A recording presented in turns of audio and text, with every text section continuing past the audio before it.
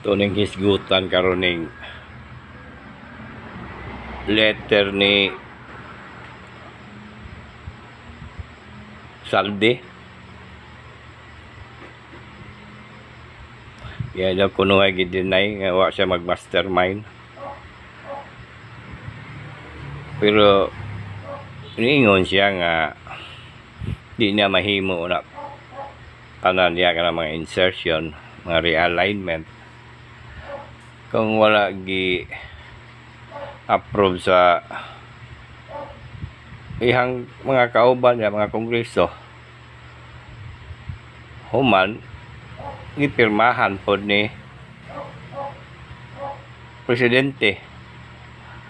Laktod baga istorya, ilan yung gisabot-sabotan pag human gipirmahan sa presidente.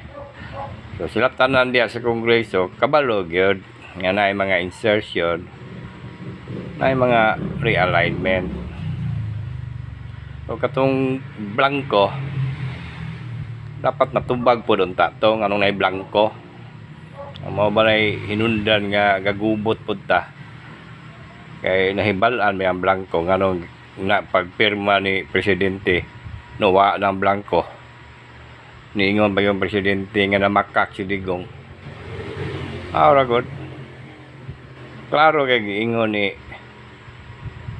Saldi nga approve gipirmahan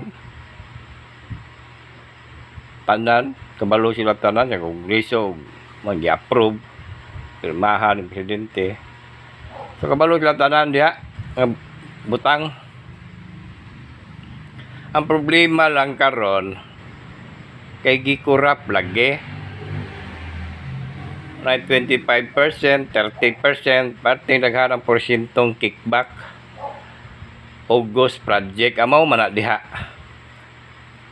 Mandaghang nga mga kampanya nga sa isa lang ka tagiya daghang kumpanya mga gross project lang uban.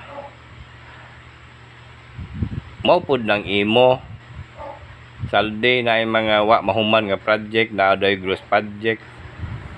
O mo na imong dapat karuhog tubag ang kwarta ba? Ang kwarta tong kickback o katong giingon ni Orly imuha man itong bodyguard ay nga laglag man ka na buang na mo to angay ni mong tumbagon sa imong letter dili tong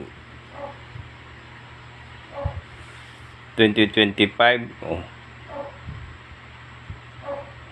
2025 wala pa man to insertion pa man to human realignment approve wa to hilabti ang kwarta okay ra man to ano kay mo manghilabtan na may mga kickback wa na mataro ang proyekto tungod sa kickback ghost wa tiwasa adya ta nagka problema mao nang lutaw ang mga tao nang lutaw sa baha ang mga tao tungod kay wa maayos ang proyekto. Mao na tumbagon ninyo, di ba?